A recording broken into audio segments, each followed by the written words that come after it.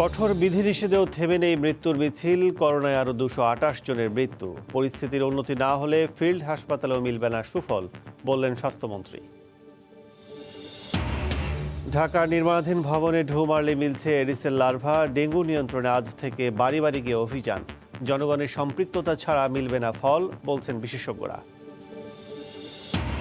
7 মাস বন্ধ থাকার পর বিদেশিদের জন্য পবিত্র ওমরা পালনের অনুমতি সৌদি আরবের। 10 আগস্ট থেকে 2 ডোজ টিকা নেয়া ব্যক্তিরাই পাবেন সুযোগ। ঝুঁকিপূর্ণ হয়ে উঠছে চট্টগ্রাম বন্দরে বহির্নোঙর। 2 সপ্তাহে 3টি লাইটারেজ জাহাজ ডুবি। বাল্কহেড ও কার্গো বোটের নিয়ন্ত্রণহীন চলাচলই দায়ী। এবং ভারতের মুর্শিদাবাদে মানসিক হাসপাতালে চিকিৎসাধীন পারভিন বরিশালের মেয়ে। সময় সংবাদে প্রচারের পর হদিস পেলেন স্বজনরা। দেশে ফেরাতে সরকারের সহযোগিতা কামনা।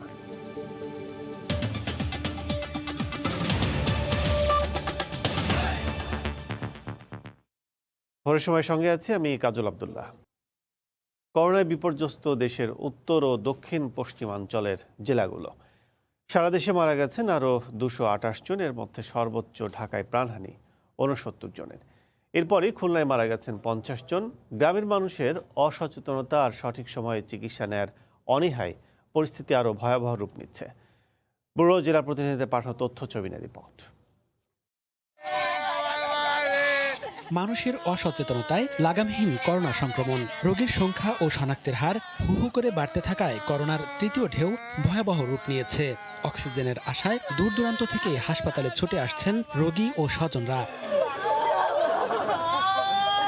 গত 24 ঘন্টায় সর্বোচ্চ মারা গেছে ঢাকা বিভাগে 69 জন। এছাড়া খুলনা বিভাগে 50, চট্টগ্রাম বিভাগে 40, রাজশাহী বিভাগে 21, রংপুর বিভাগে 16, ময়মনসিংহ বিভাগে 15, সিলেট বিভাগে 11 এবং বরিশাল বিভাগে 6 জন মারা গেছেন। কোনোভাবেই নিয়ন্ত্রণে আসছে না খুলনার করোনা পরিস্থিতি। 24 ঘন্টায় এ বিভাগে করোনায় আক্রান্ত হয়ে 50 জনের মৃত্যু হয়েছে। এর মধ্যে খুলনা জেলায় 8 জন, কুষ্টিয়ায় 14, যশোরে 5 এবং সাতক্ষীরায় 1 জন মারা গেছেন করোনায়। সবাই সাবধানে থাকেন, নাহলে আমার মতো সবারই এভাবে কাঁদতে হবে। ময়মনসিংহ বিভাগে করোনায় 15 জনের মৃত্যু হয়েছে। এর মধ্যে ময়মনসিংহে 6 জন এবং নেত্রকোনায় 5 জন মারা গেছেন। 24 ঘন্টায় 699 জনের নমুনা পরীক্ষায় শনাক্ত হয়েছেন 184 জন। আইসিইউতে অনেক ভিড় থাকে অল টাইম, আইসিইউ পাওয়া যাচ্ছে না। বরিশাল বিভাগে করোনায় 6 জনের মৃত্যু হয়েছে, তবে এ জেলায় কেউ মারা যায়নি। রাজশাহী বিভাগে 21 জনের মৃত্যু হয়েছে। এর মধ্যে সর্বোচ্চ বগুড়ায় মারা গেছেন 6 জন। এছাড়া রাজশাহীতে 5 ও সিরাজগঞ্জে 5 জন এবং নাটোরে 2 জন মারা গেছেন। মেডিকেল নিয়ে যাবো না, আমার তো কিছু হয়নি। মেডিকেল আসতে ছিল না, রাত্রে কারেন্ট চলে গেছে, তারপর থেকে দেখছি গড়গড়ি। এছাড়া করোনায় কুমিল্লায় 14 জন, চাঁদপুরে 7, রংপুর, চুয়াডাঙ্গা ও ঝিনাইদহে 4 জন করে মারা গেছেন। মনিরুজ্জামান প্রান্ত, সময় সংবাদ। করোনায় আক্রান্ত প্রিয়জনের উন্নত চিকিৎসার আশায় রাজধানীতে এলেও কোনো হাসপাতালে মিলছে না আইসিইউ কিংবা সাধারণ শয্যা। এতে দিশাহারা হয়ে দিক বিদিক ছুটে বেড়াচ্ছেন স্বজনরা। সরকারি হিসেবে আইসিইউ ও সাধারণ শয্যা ফাঁকা দেখানো হলেও বাস্তব চিত্র সম্পূর্ণ ভিন্ন। ফারুক ভূঁইয়া, রবিনের রিপোর্ট। এই আহাজারি একটি আইসিইউর জন্য। কয়েক জায়গায় খোঁজ নিয়ে টাঙ্গাইল থেকে মহাখালীর ডিএনসিসি কোভিড হাসপাতালে নিয়ে আসা হয়েছিল 50 ঊর্ধ্ব রইসুদ্দিনকে, কিন্তু এখানেও মেলেনি সোনার হরিণ আইসিইউ। তাই আবারও অজানা গন্তব্যে যাত্রা। কোনো চিকিৎসা নাই, আমরা ফেরত খেতেছি, অন্য হাসপাতালে নিয়ে যাই, আর হেনও পাবো না, না পাবো কোয়ারি নিয়ে। গোপালগঞ্জের মহিতুল ইসলাম কিংবা গাজীপুরের রুবিনা, সবার অভিজ্ঞতা একই। ঢাকায় এসে ঘুরছেন একের পর এক হাসপাতালে। 6 থেকে 7টা হসপিটাল ঘুরে কোথাও ভর্তি করতে পারেনি। আমাদের ইমার্জেন্সি আইসিইউ সাপোর্টের প্রয়োজন ছিল। আগারগাঁও থেকে পরে আবার এইখান থেকে আবার এখন ঢাকা মেডিকেল নিতে কলমেতলা। এমন অবস্থায় হাসপাতাল সক্ষমতা বাড়ানোর আশ্বাস স্বাস্থ্যমন্ত্রী। জানালেন বর্তমানে রোগীদের 75 ভাগই গ্রাম থেকে আসা। বঙ্গমাতা নামে যে কনভেনশন সেন্টার, এখানেও আমরা বেড 1000 স্থাপন করার কাজ দ্রুত গতিতে চলছে। আগামী শনিবার দিন ইনশাল্লাহ এটা আমরা উদ্বোধন করে আমরা রোগী নেওয়ার কাজ শুরু করতে পারবো। সংক্রমণ বেড়ে গেলে কিন্তু হাসপাতালে জায়গা হবে না, আমাদের অর্থনীতি ক্ষতিগ্রস্ত হয়ে যাবে, আমাদের বিভিন্ন জায়গায় প্রভাব পড়বে। এদিকে বিভিন্ন উৎস থেকে 21 কোটি টিকা পাওয়ার প্রতিশ্রুতি মিলেছে, যার উপর ভর করে আগামীতে প্রতি মাসে 1 কোটি মানুষকে টিকা দেওয়ার পরিকল্পনা সরকারের। প্রত্যেক মাসে প্রায় 1 কোটি লোকরে ভ্যাকসিনেট করা, যেখানে সুরক্ষা অ্যাপ ব্যবহার করতে পারছে না, বিশেষ করে গ্রামে গঞ্জে, সেখানে আমরা এনআইডির মাধ্যমেও আমরা ভ্যাকসিনেট করার চিন্তা ভাবনা করেছি। ফারুক ভিয়া, রবিন, সময় সংবাদ, ঢাকা। করোনায় টালমাটাল অবস্থার মধ্যে 200 মেট্রিক টন অক্সিজেন এলো ভারত থেকে। গতকাল দুপুরে সিরাজগঞ্জের বঙ্গবন্ধু সেতু পশ্চিম রেল স্টেশনে ইন্দো বাংলা অক্সিজেন এক্সপ্রেস এসে পৌঁছায়। এরপরে 10টি কন্টেনার থেকে চালান বুঝে নেন সংশ্লিষ্টরা। এখান থেকে সড়ক পথে নেওয়া হবে নারায়ণগঞ্জের রূপগঞ্জে, পরে দেশের বিভিন্ন হাসপাতালে সরবরাহ করা হবে। অমৃত সেনের ক্যামেরায় রিঙ্কু কুণ্ডুর রিপোর্ট। দেশে চলমান করোনা পরিস্থিতি মোকাবেলায় ট্রেনে করে ভারত থেকে আসলো 200 মেট্রিক টন তরল মেডিকেল অক্সিজেন। সরবরাহকারী প্রতিষ্ঠান লিন্ডে বাংলাদেশের মাধ্যমে 10টি কন্টেনারবাহী ভারতীয় railway Indo Bangla oxygen express ট্রেনটি রোববার সকাল 11:15টায় বঙ্গবন্ধু সেতু পশ্চিম রেলওয়ে স্টেশনে পৌঁছায়। সিরাজগঞ্জ জেলা প্রশাসক, সিভিল সার্জন, রেলওয়ে, পুলিশ ও ফায়ার সার্ভিসের কর্মকর্তারা মেডিকেল অক্সিজেনের চালান গ্রহণ করেন। এগুলো ঢাকা আমাদের সেন্ট্রাল স্টোরে চলে যাবে। আমরা বিশ্বাস করি যে এই প্রক্রিয়াটি অব্যাহত থাকবে এবং এটা হলে যেটা হয়, আমাদের যে লিকুইড মেডিকেল অক্সিজেনের ডিমান্ড যেটা আছে সেটা আমাদের ডিমান্ডটা কমে যাবে। অক্সিজেন খালাসের পর সড়ক পথে নেওয়া হবে নারায়ণগঞ্জের রূপগঞ্জে। সেখান থেকে দেশের বিভিন্ন হাসপাতালে সরবরাহ করা হবে ভারত থেকে আমদানি করা তরল মেডিকেল অক্সিজেন। এটা একটা টিম ওয়ার্ক হয়েছে। আমি মনে করি এটা একটা মাইলস্টোন ফর বাংলাদেশ, যে এখন এই সিচুয়েশনে আমরা একটা বড় সাপোর্ট করোনা পেশেন্টদের দিতে যাচ্ছি। আমাদের করোনা রোগীদের যে অক্সিজেনের যে ঘাটতি ছিল 30%-এর মতো, সেই ঘাটতিটা মেটানো সম্ভব হবে। রেলপথে প্রথম পর্যায়ে পরীক্ষামূলকভাবে আনা হলো এসব অক্সিজেন। প্রক্রিয়াটি সহজ হলে পরবর্তী সময়ে এ পথে অক্সিজেন আনা হবে বলে জানিয়েছে সরবরাহকারী প্রতিষ্ঠান লিন্ডে বাংলাদেশের কর্মকর্তারা। রিঙ্কু কুণ্ডু, সময় সংবাদ, সিরাজগঞ্জ। 2 সপ্তাহের কঠোর বিধিনিষেধের তৃতীয় দিনেও রাস্তায় বেড়েছে মানুষের চলাচল। ঘরের বাইরে বের হতে আছে নানা অজুহাত, এমনকি সড়কেও রিকশা ও ব্যক্তিগত গাড়ির সংখ্যা বেশি। তবে অবাধ যাতায়াত নিয়ন্ত্রণে তৎপর আইন শৃঙ্খলা রক্ষা বাহিনী। বেলায়েত হোসেনকে সঙ্গে নিয়ে আতিকুর রহমান তমালের রিপোর্ট। কারখানা কর্মী ইমরান ও রবিউল কঠোর বিধিনিষেধেও গেল 3 দিন ধরে অফিস করছেন তারা। আমাদের কালকেও খোলা রাখছিল, কালকে শুধু আমরা হাজিরা দিয়ে আইছি। কালকে স্যার অর্ডার কাটিয়েছে, আজকে আমাদের মাল ডেলিভারি দিতে হবে। চলাচল দিয়ে যে সমস্যা আছে, হাইটে যাইতে হইতেছে, অফিসে হাইটে হইতেছে। কর্মস্থল খোলা এমন অজুহাত দিলেন আর অনেকেই। চাকরি থাকবে না আমাদের, যে মানে সুপারভাইজার উনি বলছেন তাইলে চাকরি মানে থাকবে না, তোমাদেরকে হয়তো 10টা বাজুক, 11টা বাজুক, 12টা বাজুক কোন অফিসে এসে হাজির হইতে হবে। যারাই পথে নামছেন পথে পথে তল্লাশির মুখে পড়তে হচ্ছে সবাইকে। যদি কেউ গাড়ি নিয়ে বিনা কারণে বের হয়, সেগুলোকে আমরা প্রসিকিউশনের আওতায় নিয়ে আসছি ট্রাফিক মামলায়। যদি পাবলিক এমনিতে বের হয়, সেটা আমরা মোবাইল কোর্টের মাধ্যমে তাদেরকে ব্যবস্থা নেওয়া হচ্ছে। যাত্রাবাড়ি মোড়ে বিধিনিষেধের ছিটে ফোটাও চোখে পড়ে না। মাইলের পর মাইল পায়ে হেঁটে ঢাকায় ফিরছে মানুষ। পারেতে লাগছে 3000 টাকা, আর এপারেতে 1300 টাকা লাগছে। ঈদ করতে গেছিলাম, এখানে আবার আজকে আমার দোকানে কালকে বৃষ্টিতে পানি হয়ে গেছে দোকানের ভিতরে, তার জন্য আবার সকালে চলে আসছি। ব্যক্তিগত গাড়ির জটলা চোখে পড়েছে রাজধানীর বহু সড়কে। স্বাস্থ্যবিধি লঙ্ঘন দেখলেই জরিমানা ও মামলা করছেন ভ্রাম্যমাণ আদালত। জরিমানা করছে? জি, এখানে জরিমানা করছে। কত টাকা? 500 টাকা। তো মাছ দিতে গিয়েছিলাম রেস্টুরেন্টে, তো দিয়ে আসছিলাম, তো আমাদের জরিমানা করলো। কেউ যদি এটাকে আপনার ভায়োলেট করার চেষ্টা করেন, এই দুঃসাহসকেও দেখাবেন না। এবার কিন্তু আমরা সবাই কঠোর অবস্থানে, কারণ আমাদের জীবনের প্রয়োজনে এই বিধিনিষেধ মেনে চলতে হবে। জীবন রক্ষার জন্যই জনগণকে আরও সচেতন হওয়ার তাগিদ সংশ্লিষ্টদের।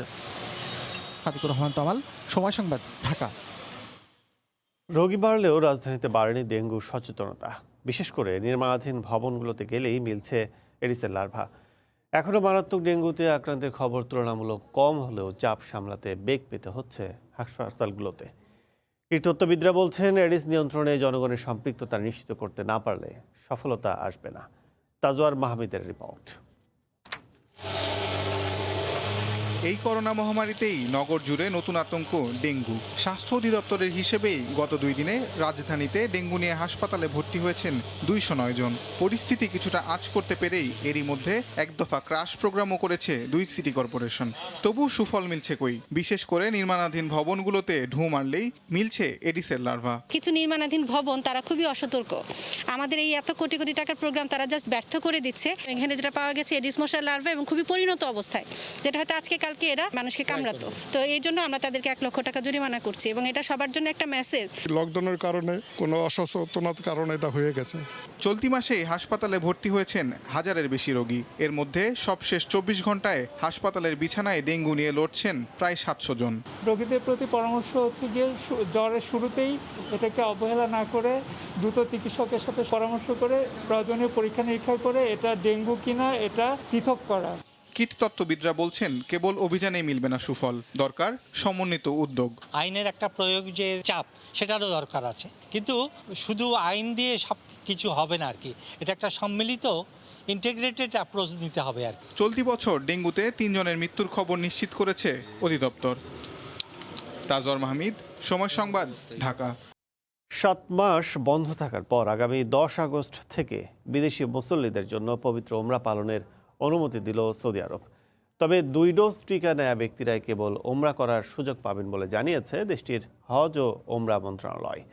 বিস্তারিত আরিফুর রহমানের রিপোর্টে। করোনা মহামারীর কারণে বিদেশি নাগরিকদের জন্য সাময়িক স্থগিত থাকা ওমরা পালন আবারও শুরু করার সিদ্ধান্ত নিয়েছে সৌদি আরব। 1 মুহররম বা 10 আগস্ট থেকে বিদেশিদের ওমরা পালনের অনুমতি দেবে দেশটি। এরই মধ্যে রোববার থেকে সৌদি আরবে বসবাসরত মুসল্লিরা ওমরা পালনের অনুমতি পেয়েছেন। তবে আগামী মাস থেকে ওমরাতে যাওয়ার অনুমতি দেওয়া হবে কোন কোন দেশ থেকে সেই তালিকা এখনো প্রকাশ করা হয়নি।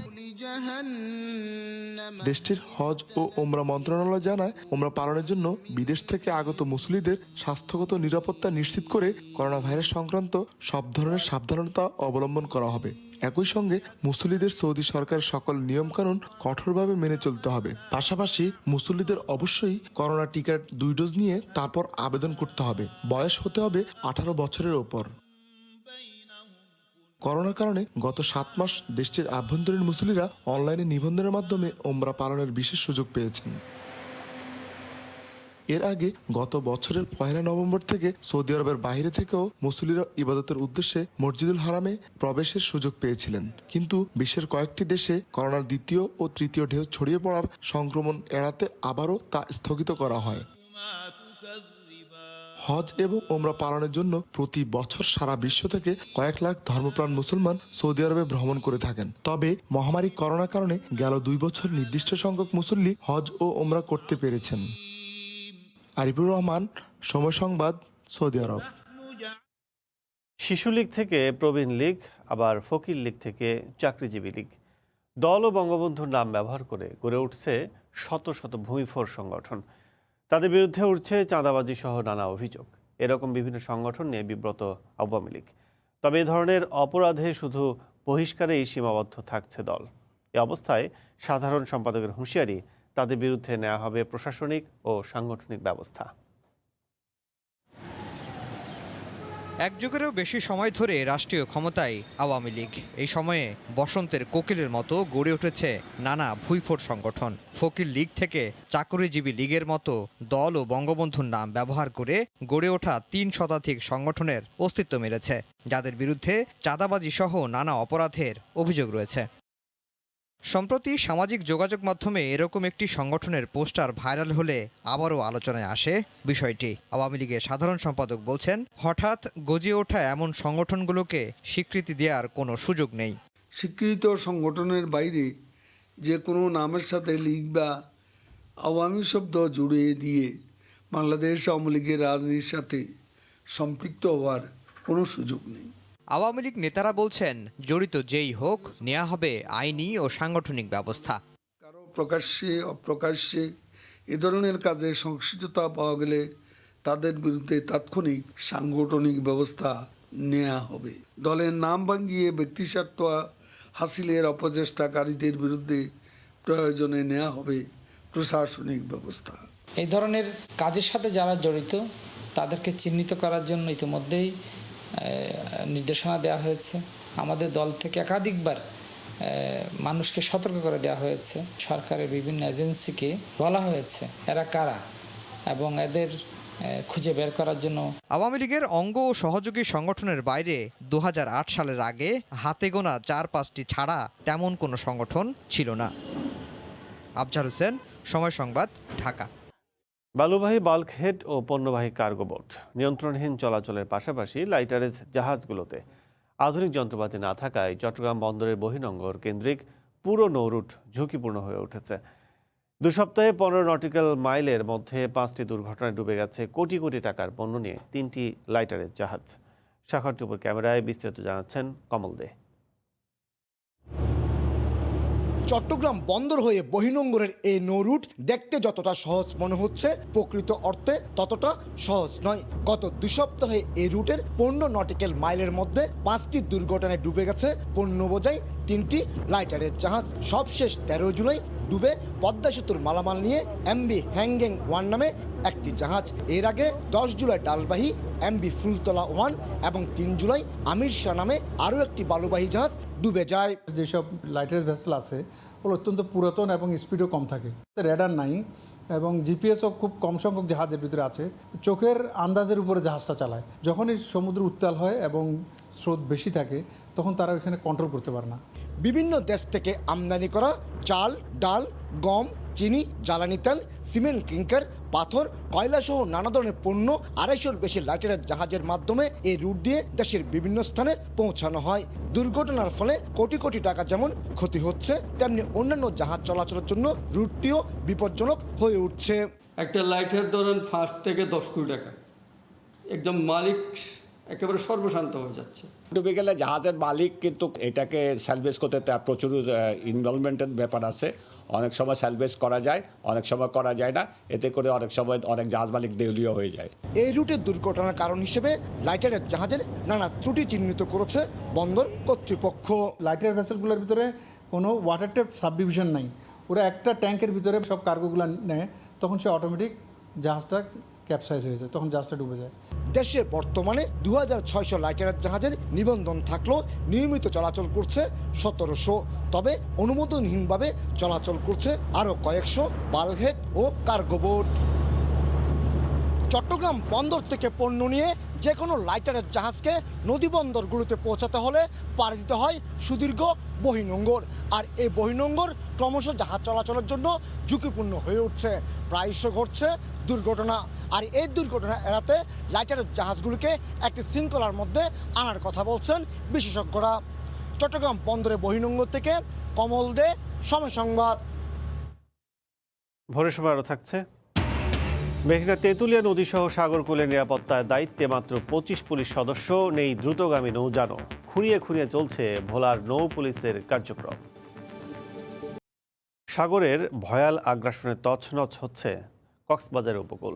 হুমকির মুখে মূল শহরও। এতে আতঙ্ক বাড়ছে স্থানীয়দের মাঝে। ভাঙন ঠেকাতে ফেলা হচ্ছে জিও ব্যাগ। এই অবস্থায় স্থায়ী বাঁধ নির্মাণের পরিকল্পনার কথা জানিয়েছে পানি উন্নয়ন বোর্ড। আরও জানাচ্ছেন সুজাউদ্দিন রুবেল। ঢেউয়ের তোড়ে জোয়ারের পানি কক্সবাজার সৈকতের বালিয়াড়ি ডিঙিয়ে চলে যায় সড়কে, পৌঁছে যায় সৈকত থেকে আধা কিলোমিটার দূরে ব্যায়াম ফাউন্ডেশনের গেট পর্যন্ত। স্থানীয়রা জানান এই দৃশ্য এবারই প্রথম দেখেছেন তারা। প্রায় অর্ধ কিলোমিটারের কাছাকাছি হবে, এতটুকু পর্যন্ত পানি পৌঁছে গেছে। এটা কিন্তু আমরা কখনো দেখি নাই আগে। 2-3বার নবার থেকে আমি দোকান সরাইছি, এখন তো আর পারতেছি না। ঝাউ বাগানের সৌন্দর্যটা নষ্ট হচ্ছে। আর এটা আমাদের মতে, আমরা কক্সবাজার স্থানীয় বাসিন্দা হিসেবে আমার মতে হলো শক্ত বেড়িবাঁধ দেওয়া উচিত। জোয়ারের পানি নেমে গেলে স্পষ্ট হয় কয়েক ঘন্টার তাণ্ডবে ধ্বংসস্তূপের চিহ্ন। চোখে পড়ে উপড়ে পড়া ঝাউগাছ, বিধ্বস্ত রাস্তা ও বালিয়াড়ির তীব্র ভাঙন। ঝুঁকিতে থাকা বিমান বাহিনীর স্থাপনা ও সৈকত এলাকা রোববার দুপুরে পরিদর্শন করেন সংশ্লিষ্ট কর্মকর্তারা। এ সময় পানি উন্নয়ন বোর্ডের নির্বাহী প্রকৌশলী জানান, শীঘ্রই পদক্ষেপ নেওয়া হবে স্থায়ী বাঁধ নির্মাণের। পরিকল্পনা মন্ত্রণালয় অনুমোদিত হলে স্থায়ী এবং টেকসই সমুদ্রের সি বিচ রক্ষার কাজ বাস্তবায়িত হবে। গত কয়েক মাসে প্রবল জোয়ারে আর ঢেউয়ের আঘাতে ক্ষতিগ্রস্ত হয়েছে 3.5 কিলোমিটার সৈকত। প্রাথমিকভাবে ভাঙন ঠেকাতে 2 কিলোমিটার এলাকায় ফেলা হয়েছে জিও ব্যাগ। সুজাউদ্দিন রুবেল, সময় সংবাদ, কক্সবাজার। মাদারীপুরের আড়িয়াল খাঁ নদের ভাঙনে বিলীন হয়ে গেছে অর্ধশত ঘরবাড়ি। এতে আতঙ্ক ছড়িয়েছে এলাকাবাসীর মাঝে। স্থানীয়রা জানান, দীর্ঘদিন ধরে কালকিনি উপজেলার চর গহলপাতিয়া ও চর কালকিনিতে একাধিক স্থানে ড্রেজার বসিয়ে অবৈধভাবে বালু উত্তোলন করছে একটি প্রভাবশালী মহল। টানা 3 বছর ধরে একই স্থানে বালু উত্তোলনে নদের পাড় ভাঙছে। ভাঙন আতঙ্কে নদের পাশ থেকে ঘরবাড়ি সরিয়ে নিয়েছেন অনেকেই। এ ব্যাপারে প্রশাসন ও জনপ্রতিনিধিদের জানালেও বালু উত্তোলনকারীদের বিরুদ্ধে ব্যবস্থা নেওয়া হয়নি বলে অভিযোগ ভুক্তভোগীদের। আর জেলা প্রশাসন জানিয়েছে অবৈধভাবে বালু উত্তোলন বন্ধে নিয়মিত মামলা দিয়ে ব্যবস্থা নেওয়া হচ্ছে।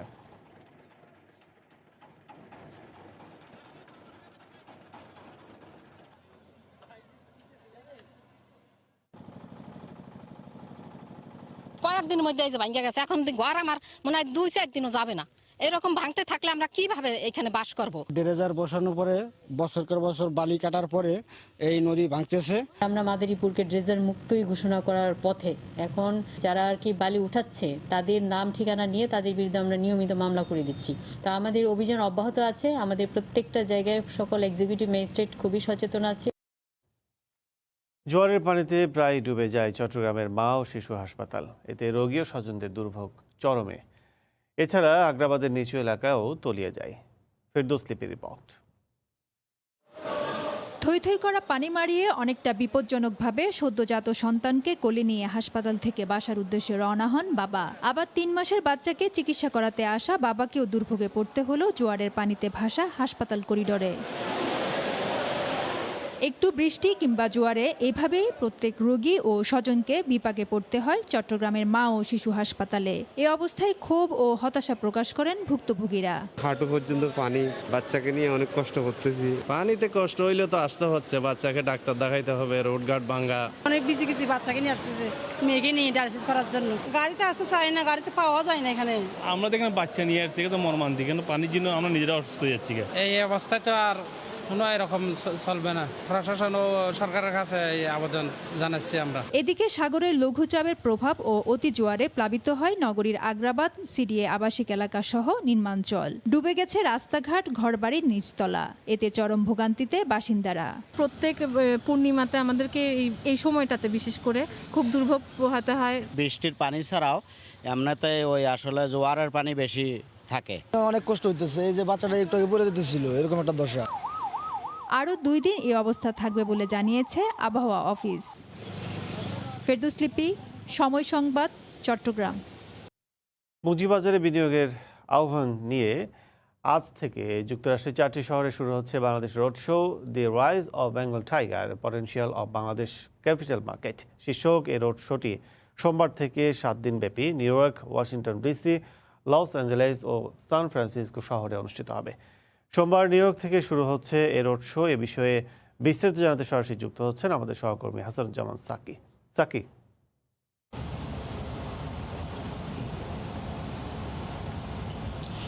কাজল আব্দুল্লাহ, আপনাকে ধন্যবাদ। আপনি যেমনটি বলছিলেন যে এই যে আয়োজনটি হচ্ছে বাংলাদেশ রোড শো, এটি কিন্তু আমেরিকায় প্রথমবারের মতো এই আয়োজনটি হচ্ছে এবং এটির আয়োজন করছে বাংলাদেশ সিকিউরিটিজ এক্সচেঞ্জ কমিশন। তারা কিন্তু আমেরিকাতে প্রথমবারের মতো হলেও বহির্বিশ্বের বিভিন্ন জায়গায়, বিভিন্ন দেশে যেখানে অনেক প্রবাসী রয়েছেন এবং বাংলাদেশে বিনিয়োগের একটি পরিবেশ রয়েছে, সেই সব দেশগুলোতে কিন্তু এর আগেও তারা এই বাংলাদেশ রোড শোটি করেছে। তাদের মূল উদ্দেশ্য হচ্ছে বাংলাদেশের যে শেয়ার বাজার, পুঁজিবাজার শেয়ার মার্কেট রয়েছে, সেই শেয়ার মার্কেটে যেন বিদেশিরা বিনিয়োগ করেন, পাশাপাশি যারা প্রবাসী রয়েছেন তারা যেন বিনিয়োগ করেন। আপনি জানেন যে যুক্তরাষ্ট্রের সঙ্গে বাংলাদেশের কিন্তু বাণিজ্যিক ঘাটতি রয়েছে অনেক বেশি। বাংলাদেশের নানান ইস্যুতে কিন্তু যুক্তরাষ্ট্রে জিএসপি সুবিধা আদায়ের জন্য দীর্ঘদিন যাবৎ বাংলাদেশ সরকার চেষ্টা চালিয়ে যাচ্ছে। বাংলাদেশের সবচেয়ে বড় গার্মেন্টস খাত কিন্তু যে রপ্তানি খাত, সেটি কিন্তু এই যুক্তরাষ্ট্রে কিন্তু তারা কিন্তু আমদানি করে থাকে বাংলাদেশ থেকে। আর বাংলাদেশ সবচেয়ে বেশি সংখ্যক গার্মেন্টস পণ্য রপ্তানি করে হচ্ছে যুক্তরাষ্ট্রে।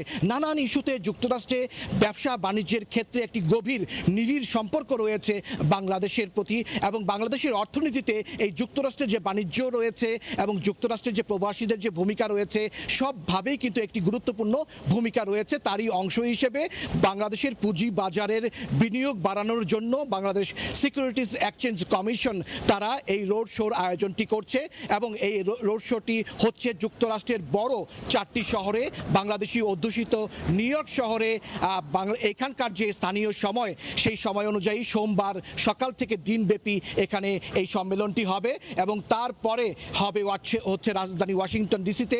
সেখান থেকে এই রোড শোটি যাবে হচ্ছে ক্যালিফোর্নিয়ায় লস অ্যাঞ্জেলেসে এবং সেখান থেকে অন্য আরেকটি শহর ক্যালিফোর্নিয়ার সান ফ্রান্সিসকোর সিলিকন ভ্যালি, সেখানেও হবে রোড শো।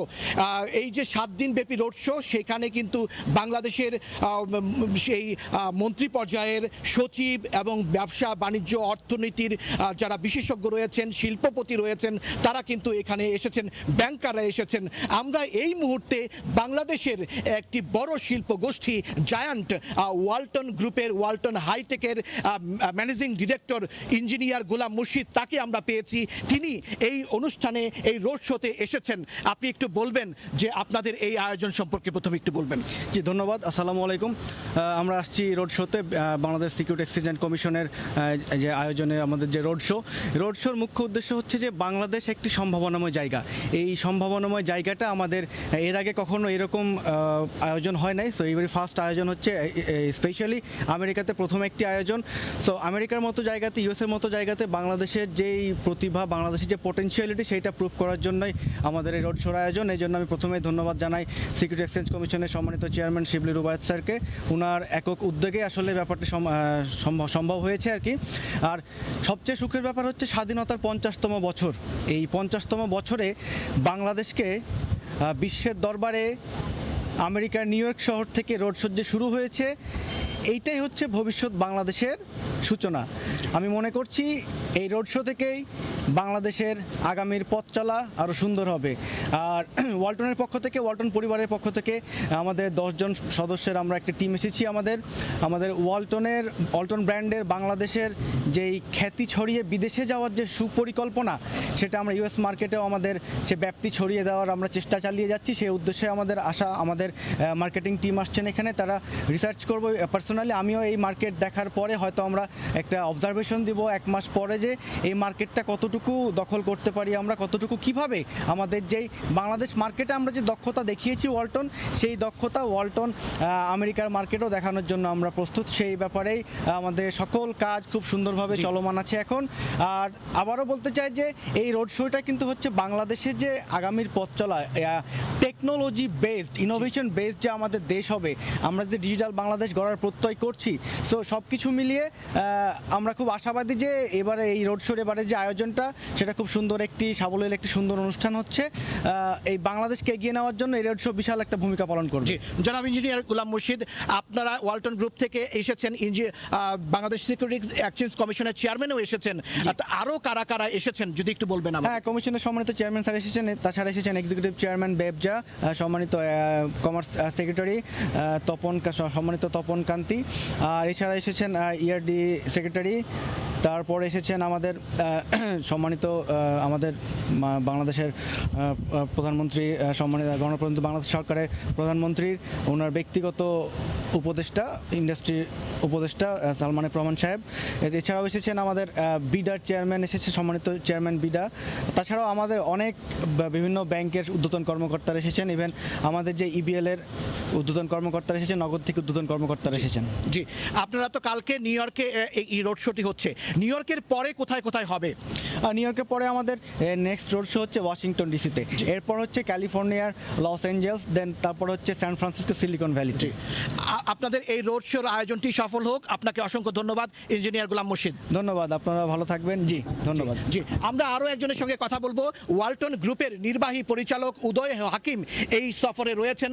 আমরা একটু জানতে চাই যে বাংলাদেশের পুঁজিবাজারে ওয়ালটন কি জায়গায় রয়েছে? এই মুহূর্তে আমি যতদূর জানি যে আমরা বাংলাদেশের দ্বিতীয় বৃহত্তম ইনভেস্টর হিসেবে আছি। যদিও যদি দেশীয় কোম্পানিগুলোর মধ্যে যদি হিসেব করি তাহলে ওয়ালটন সবার আগে। ওয়ালটনের উপরে শুধুমাত্র এখন আমি যতদূর জানি জিপি আছে, গ্রামীণ ফোন, কিন্তু গ্রামীণ ফোনকে আমরা যদি মাল্টি ন্যাশনাল কোম্পানি ধরি তাহলে পিওর বাংলাদেশি কোম্পানি হিসেবে 1 নম্বরে আছে গ্রামীণ ফোন, 1 নম্বরে আছে ওয়ালটন। তো আপনারা এই আয়োজনটি স্পন্সর করেছেন, এই আয়োজনটি সফল হোক। ধন্যবাদ আপনাকে। জি, ধন্যবাদ উদয় হক। ধন্যবাদ উদয় খান।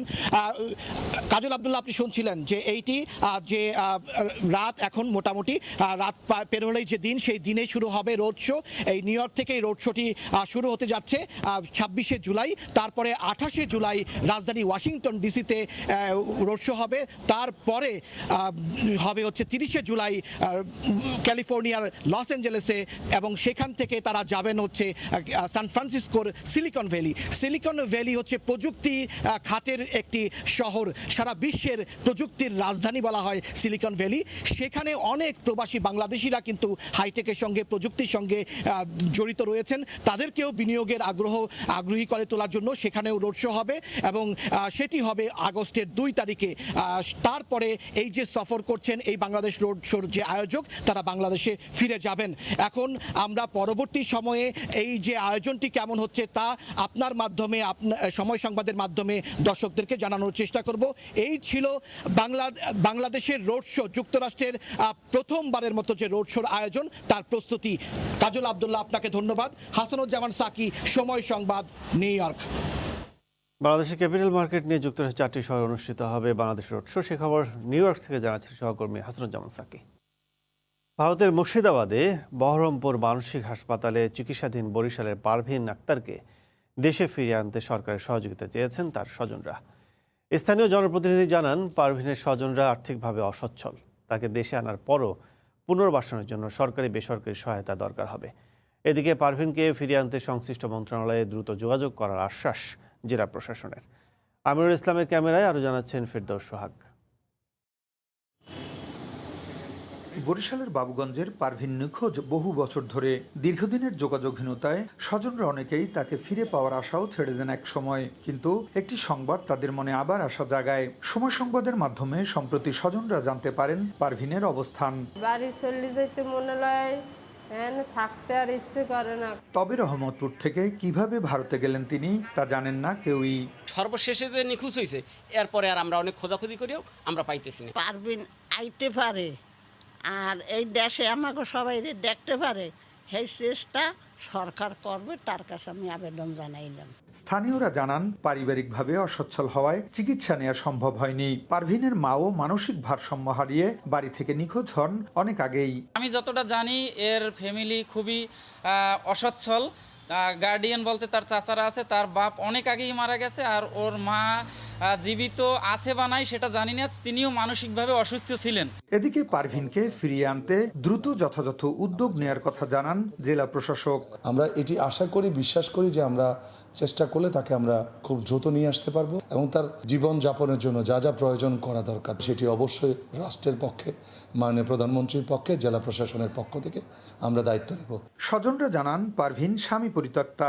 পরিবারে তার 1 মেয়ে এবং 3 বোন ও 1 ভাই রয়েছেন। ফিরদৌস সোহাগ, সময় সংবাদ, বরিশাল। দীর্ঘদিনের রোজগারে গড়ে তোলা ভিটে মাটি ও ব্যবসা প্রতিষ্ঠান প্রিয় সন্তানের নামে লিখে দেন বাবা, আর এতেই কাল হলো তার। জন্মদাতা থেকে নির্যাতন করে বাড়ি থেকে বের করে দেওয়ার অভিযোগ উঠেছে ছেলের বিরুদ্ধে। শাহিদুল ইসলাম সবুজের তথ্য ছবিতে রিপোর্ট। জয়পুরহাটের খেতলাল উপজেলার বড়াইল ইউনিয়নের মাটিহাস গ্রামের বাসিন্দা আব্দুস সালাম। একসময় তার পুকুর ভরা মাছ, গোলা ভরা ধান আর গোয়ালে ছিল গরু মহিষের পাল। একজন সফল ব্যবসায়ী হিসেবে খেতলাল ও দুপচাচিয়া উপজেলায় গড়ে তোলেন একাধিক প্রতিষ্ঠান। নিজের সব সম্পত্তি লিখে দেন একমাত্র ছেলে শাহিনুর আলমের নামে। স্ত্রী মারা যাওয়ার পর দ্বিতীয় বিয়ে করেন আব্দুস সালাম। এতে ক্ষুব্ধ হয়ে বাবাকে বাড়ি থেকে বের করে দেয় শাহিনুর। আমার ছেলে কিছু অসৎ কিছু ছেলের সঙ্গ দিয়ে তাদের কথা আমাকে ব্যবসা এবং ওই বাড়ি থেকে আমাকে বিতাড়িত করে। আমি এখন অসহায়। কোন সমাজে আমরা বাস করতেছি, নিজের ছেলে ব্যাপক মারপিট করে পুলিশ লাগে দেয়।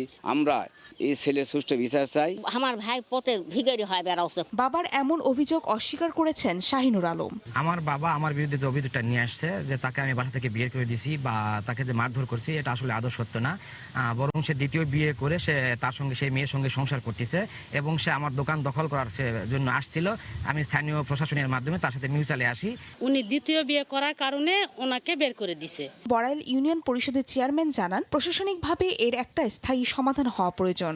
সন্তানের এমন আচরণের কারণে বাবা পারিবারিক সুরক্ষা আইনে মামলা করতে পারবে বলে জানান আইনজীবী। প্রশাসনিকভাবে হোক আর যেভাবে হোক তার একটা সমাধান হওয়া উচিত। আদালতে আশ্রয় নিলে পারিবারিক সুরক্ষা আইনে তিনি এর প্রতিঘাত পাবে। গত 4 মাস আগে ব্যবসায়ী আব্দুস সালাম দ্বিতীয় বিয়ে করলে 6 জুলাই ছেলে শাহিনুর আলমের স্ত্রী ফারজানা বাদী হয়ে দুধচাচিয়া থানায় আব্দুস সালাম, তার দ্বিতীয় স্ত্রী জাকিয়া সুলতানা, শ্বশুর ও শাশুড়ির নামে নারী নির্যাতনের একটি মামলা করেন। সময় সংবাদ, জয়পুরহাট। মুন্সিগঞ্জের শিমুলিয়া ঘাট, পুরনো মাওয়া ঘাটে এবং বাংলাবাজার ঘাট শরীয়তপুরের পুরনো মাঝিকান্দি ঘাটে স্থানান্তর করার সুপারিশ করা হয়েছে। পদ্মা সেতু খুঁটিতে ফেরি ধাক্কার ঘটনায় গঠিত তদন্ত কমিটি মোট 3টি সুপারিশ করে। রোববার বিকেলে বিআইডব্লিউটিসির 4 সদস্যের তদন্ত কমিটি এ তথ্য জানায়। পদ্মা সেতুতে এড়িয়ে চলতে ঘাট স্থানান্তর, পুরনো ঝুঁকিপূর্ণ ফেরি সরিয়ে দ্রুতগতির ফেরি দেয়া এবং পদ্মা সেতুর পাইল ক্যাপে রাবার স্থাপন করার পরামর্শ দেওয়া হয়। ইতিমধ্যে সুপারিশ অনুযায়ী কাজ শুরু করেছে সংশ্লিষ্ট কর্তৃপক্ষ।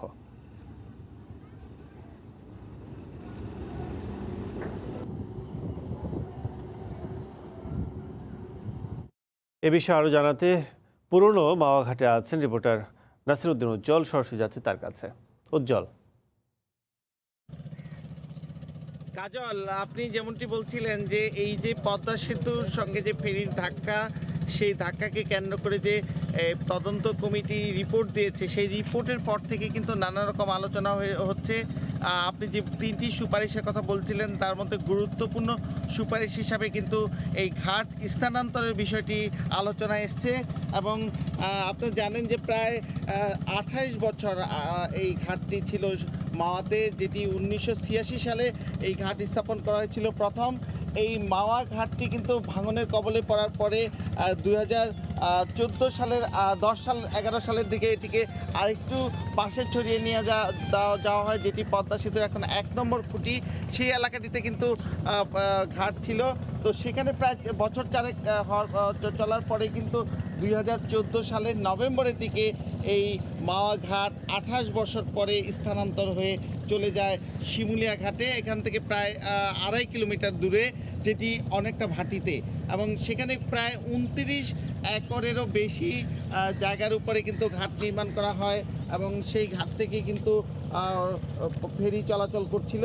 কিন্তু এই ঘাটও কিন্তু ভাঙনের কবলে পড়ে এবং সর্বশেষ যে ঘটনাটি ঘটেছে গেল শুক্রবার, যে পদ্মা সেতুর 17 নম্বর খুঁটিতে প্রচণ্ড আঘাত করে ফেরি শাহজালাল। এবং এই ঘটনার পরে কিন্তু প্রশ্ন আসে যে এই প্রবল স্রোতে এই বর্ষায় ফেরিকে এড়িয়ে কিভাবে ঘাট স্থানান্তর করা যায়। আপনারা জানেন যে বাংলাবাজার যে ঘাটটি আছে সেই ঘাটে যাওয়ার জন্য কিন্তু পদ্মা সেতুর নিচ দিয়ে ফেরিগুলোকে যেতে হচ্ছে। কিন্তু এই পদ্মা সেতুর যে পশ্চিম প্রান্তে পুরনো ঘাট, সেই ঘাটে যদি এই ঘাট স্থানান্তর হয় তাহলে কিন্তু আর পদ্মা সেতুর নিচ দিয়ে যাওয়ার কোনো প্রয়োজন হয় না এবং দূরত্ব কমে যায়। এবং বাংলাবাজার ঘাট থেকে শিমুলিয়া ঘাটের এখন দূরত্ব প্রায় 11 কিলোমিটার, আর মাওয়া থেকে কিন্তু সেটি কমে আসবে 2 মিটার, কমে 2.5 মিটার, কমে 8.5 কিলোমিটারের মধ্যে। তো এই যে পথ কমে যাওয়া এবং ঝুঁকি কমে যাওয়া, এইসব বিষয় নিয়ে কিন্তু আগেও আলোচনা ছিল এবং নাব্য সংকটও কিন্তু অনেকাংশে কমবে। কিন্তু আরেকটি যে প্রস্তাব দেওয়া হয়েছে এই সুপারিশে, সেটি হচ্ছে যে বাংলাবাজার ঘাটকে আরও ভাটিতে প্রায় 8 কিলোমিটার দূরে শরীয়তপুরের মাঝিকান্দিতে স্থানান্তর, কিন্তু সেটি কিন্তু সংশ্লিষ্টরা বলছেন চ্যালেঞ্জের। পদ্মা সেতুর যে নদী শাসনের সঙ্গে দায়িত্বরত একজন প্রকৌশলী বলেছেন যে সেখানে কিন্তু নদী শাসনের অনেক ব্লক ফেলা হয়েছে, সেখানে ফেরি ভিড়তে গেলে কিন্তু তলায় আঘাত লাগার আশঙ্কা রয়েছে। পাশাপাশি এই BIWTA কর্তৃপক্ষ বলছেন সেখানে কিন্তু পর্যাপ্ত সড়ক নেই এবং শিমুলিয়া ঘাটের সঙ্গে এই মাঝিকান্দি ঘাটের দূরত্ব বাড়বে। পাশাপাশি কিন্তু সেখানে নাব্য সংকটের নানা রকম ঝুঁকি রয়েছে, কারণ দুটো ঘাটি তখন পড়ে যাচ্ছে ভাটিতে। তো এই সব কিছু বিবেচনায় এই মাওয়া ঘাটে স্থানান্তর এই সংকটের সমাধান হতে পারে এমনটি বলছেন। আপনারা যে দেখছেন যে এই মাওয়া ঘাটের যেই খালি এলাকাটি যেখানে পানি দেখা যাচ্ছে, এই পুরো এলাকাটি কিন্তু সিনো হাইড্রো কোম্পানি, যেটি চায়না কোম্পানি নদী শাসন, তারা কিন্তু এই জমিটি ব্যবহার করছে। সেই কারণে পদ্মা সেতু জমিটি পদ্মা সেতু কর্তৃপক্ষ অধিগ্রহণ করে দিয়েছেন এবং এই জায়গাটি পুরো ড্রেজিং করে গভীর করার পরে আবার এটি ভরাট করছে এবং ঘাট স্থানান্তর হলে এখানেই হওয়ার কথা। কিন্তু এই ব্যাপারে পদ্মা সেতুর একজন দায়িত্বশীল বলছেন যে পদ্মা সেতুর যে নদী শাসন প্রকল্প, সেই প্রকল্পের কিন্তু এই এলাকাটিতে এই আগামী শুষ্ক মৌসুমে কাজ শুরু হবার কথা আছে। যে পদ্মা সেতুর যে মাওয়া প্রান্তে 2 কিলোমিটারের নদী শাসন, তার অনেক কিছু বাকি এখনও রয়েছে এবং জাজিরা প্রান্তে যে প্রায় 12 কিলোমিটারের নদী শাসন, সেটিও কিন্তু শেষ দিকে আসছে এবং এই যে প্রক্রিয়া এই প্রক্রিয়ার মধ্যে তারা বলছেন যে 3টি সুপারিশের মধ্যে আরও 2টি সুপারিশ হচ্ছে যে এই শিমুলিয়া বাংলাবাজার নৌ রুটে যে ফেরিগুলো আছে সেগুলো যেন এই প্রবল যে স্রোত, সেই স্রোতে চলতে পারে এমন ফেরি এখানে রিপ্লেস করা। পাশাপাশি যে আপনার সেতুর যে পাইল ক্যাপ আছে যেখানে আঘাত লাগতে পারে, সেখানে আপনি যেমনটি বলছিলেন যে রাবার স্থাপন করা। এই ক্ষেত্রে যে পদ্মা সেতু চালু হতে প্রায় 8 মাস থেকে 1 বছর বাকি, সেই সময় এবং বর্ষা শেষ হতে কিন্তু 2 মাসের মধ্যেই বর্ষা শেষ হয়ে যাবে। তো স্থানান্তরও কিন্তু অন্তত 2-3 মাস সময় লাগবে। সব কিছু মিলিয়ে কিন্তু সংশ্লিষ্টরা বলছেন যে যদি রাবার স্থাপন করা হয় পাইল ক্যাপে এবং ফেরি যদি শক্তিশালী ফেরি প্রয়োগ করা হয়, তাহলে কিন্তু ঘাট স্থানান্তর না করলেও চলে। তো এই ছিল এই ঘাট স্থানান্তর বিষয়ে সর্বশেষ। কাজল। মুন্সিগঞ্জে নদী বন্দর স্থাপনার ব্যবস্থাপনার সার্বিক অবস্থা জানাতে পুরোনো মাওয়া ঘাট থেকে যোগ দিয়েছেন নাসিরউদ্দিন উজ্জ্বল। চলতি অর্থ বছরে বেনাপোল বন্দর দিয়ে ভারত থেকে আমদানি বাণিজ্যে 6,245 কোটি টাকা রাজস্ব আয়ের লক্ষ্যমাত্রা নির্ধারণ করেছে জাতীয় রাজস্ব বোর্ড। গত অর্থ বছরের লক্ষ্যমাত্রা ছিল 6,244 কোটি 62 লাখ টাকা, আদায় হয়েছিল 4,143 কোটি টাকা। বছরটিতে রাজস্ব আয় বৃদ্ধির হার অন্যান্য সময়ের চেয়ে বেশি হলেও ঘাটতি ছিল 2,057 কোটি টাকা। কাস্টমস ও বন্দরে প্রয়োজনীয় অবকাঠামো না থাকায় এ লক্ষ্যমাত্রা আদায় নিয়ে সংশয় রয়েছে বন্দর ব্যবহারকারীদের মধ্যেও।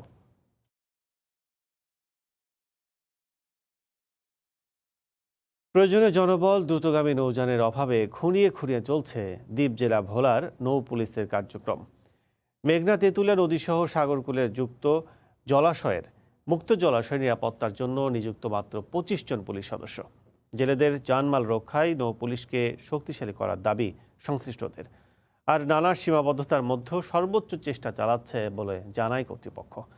নাসিরউদ্দিন লিটনের তথ্য, উৎপল দেবনাথের ছবি নিয়ে রিপোর্ট। মেঘনা তেঁতুলিয়া নদীর প্রায় 200 কিলোমিটার এলাকাকে দস্যুমুক্ত রেখে মাছ ধরার পরিবেশ সৃষ্টি, মাদক ও চোরাকারবারি রোধে 2018 সাল থেকে ভোলায় কাজ শুরু করে নৌপুলিশ। এর পাশাপাশি নদী ও সমুদ্রে মাছ ও জীববৈচিত্র্য রক্ষায় সরকারি নির্দেশনা বাস্তবায়ন করে সংস্থাটি। তবে বিশাল এই কর্মযজ্ঞের জন্য জেলার ইলিশায় একটি নৌথানা ও মির্জাকালুতে একটি নৌ পুলিশ ফাঁড়ি স্থাপন করা হয়েছে। এতে একজন পরিদর্শক সহ মোট 25 জন সদস্য কর্মরত থাকলেও তাদের কার্যক্রম পরিচালনার জন্য নেই কোনো যানবাহন ও জলযান। ফলে অভিযান পরিচালনার জন্য তাদের অন্যের দ্বারস্থ হতে হয়। উপকূলের নৌপুলিশকে আরো শক্তিশালী করার দাবি সংশ্লিষ্টদের। আমরা একটা খবর দিলে তারা আসতে 3-4 ঘন্টা সময় লাগে। ডাকাতি ধরলে আমরা তো কোনো পুলিশের ধরেন বাহিনীর কোনো আর্স পাই না। যদি আরো উন্নত মানের কোনো যান থাকতো তাইলে তারা আমাদেরকে উদ্ধার করলে আমাদের সুবিধা হইতো। যে বোটগুলো ভাড়া নেয়, বোটগুলো দিয়ে দূরে ধরতে পারতেছে না। বোট বাড়ির নিরাপত্তা একটা নৌ পুলিশের ক্যাম্প থাকলে ভালো হইতো আর কি। নৌযান ও জ্বালানি সংকটে সব কার্যক্রম বাস্তবায়ন সম্ভব হচ্ছে না বলে জানান ইলিশা নৌ থানার কর্মকর্তা। অনেকগুলো অপারেশন সঠিকভাবে হয় না দ্রুতগামী যানবাহন না থাকায়। তবে সীমিত সামর্থ্যের মধ্যেই সর্বোচ্চ চেষ্টার কথা জানান বরিশাল অঞ্চলের নৌ পুলিশের কর্মকর্তা। প্রত্যেকটা ইউনিটের দূরত্ব প্রায় 100 কিলোমিটার।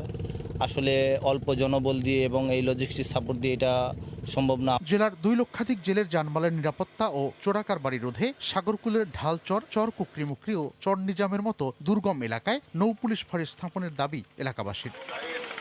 সময় সংবাদ, ভোলা।